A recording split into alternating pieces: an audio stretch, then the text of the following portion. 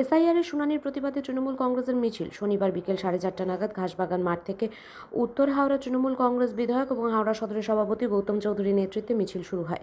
প্রায় 1000 তৃণমূল কর্মী এই মিছিলে পা মেলায়। মিছিল ডবসন রোড, পিলখানা, শালকিয়া চৌরাস্তা, বাধাঘাট হয়ে মিছিল শেষ হয়। এদিন গৌতম চৌধুরীর অভিযোগ করেন, নির্বাচন কমিশনের খসড়া ভোটার তালিকায় যেভাবে উত্তর হাওড়া বিধানসভা কেন্দ্রের প্রায় 61,000 ভোটারের নাম বাদ গেছে তা সম্পূর্ণরূপে অবৈজ্ঞানিক। শুধু তাই নয়, ওই কেন্দ্রের প্রায় 30,000 ভোটারকে শুনানিতে ডাকা হয়েছে হাওড়া শরৎ সদনে। এর ফলে দূর থেকে আসা মহিলারা বিপদে পড়বেন। তার আরও অভিযোগ, নির্বাচন কমিশন বিজেপির অঙ্গুলি হিলনে চলছে। উল্লেখ্য, উত্তর হাওড়া বিধানসভা কেন্দ্রে গতবার তৃণমূল কংগ্রেসের প্রার্থী গৌতম চৌধুরী 5,000-এর কিছু বেশি ভোটে জিতেছিলেন।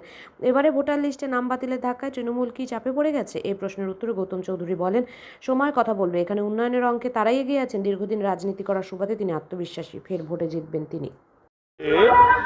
প্রায় আমাদের 30,000 মানুষকে হিয়ারিংয়ে ডেকেছে, মানে ভুল হয়েছে। কে ডাকছে? বিজেপি সরকার।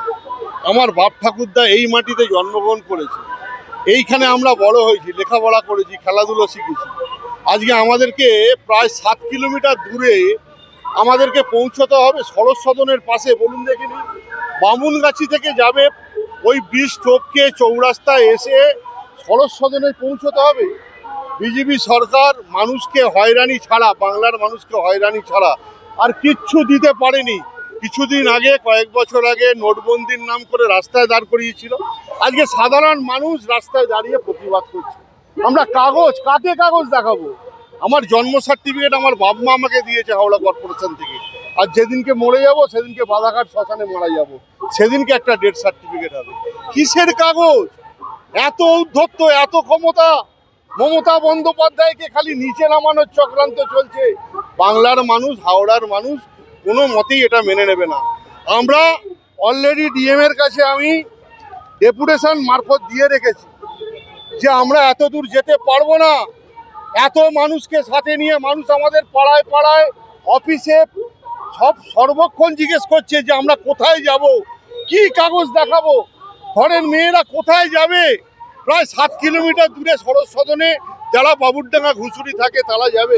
আমরা অলরেডি ডিএম এর কাছে আমরা বিস্তারিতভাবে জানিয়েছি, এরপর সিদ্ধান্ত যা নেওয়ার হবে। বিজেপি বলছে যে 60,000 মানুষের নাম বাদ গেছে এখান থেকে, অত্যন্ত কম মার্জিনে ভয় পেয়ে গেছে। এই 60,000 নামটা বাদ কে দিয়েছে? মমতা সরকার। পশ্চিমবঙ্গকে নির্বাচন কমিশনকে প্রয়োগ করেছে। আমরা তো সবাই একসাথে ছিলাম। এই 60,000 মানুষকে বাদ দিল বিজেপি সরকার।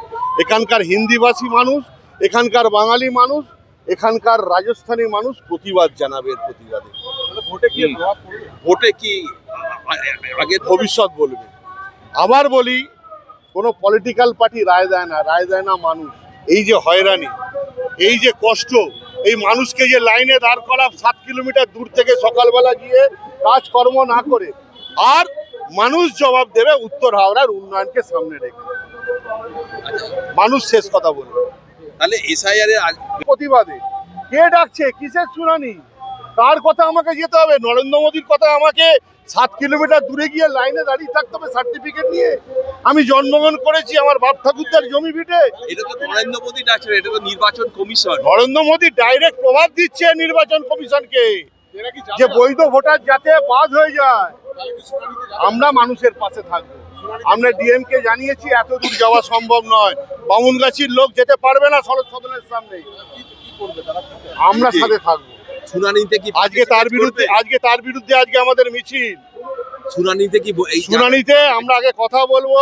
আমাদের অল পার্টি মিটিং আছে 22 তারিখে, তারপর কথা বলার পর আমরা সিদ্ধান্ত নেব। লাস্ট প্রশ্ন দাদা, সময় কথা বলবে। আমি আবার বললাম, পলিটিক্যাল পার্টি কথা বলে না, কথা বলে বাংলার মানুষ, উত্তর হাওড়ার মানুষ। উত্তর হাওড়ার মানুষ উন্নয়নের পক্ষে থাকবে, মমতা বন্দ্যোপাধ্যায়ের পক্ষে থাকবে। এটা আমি গলা উঁচু করে বলে দিয়ে যাচ্ছি।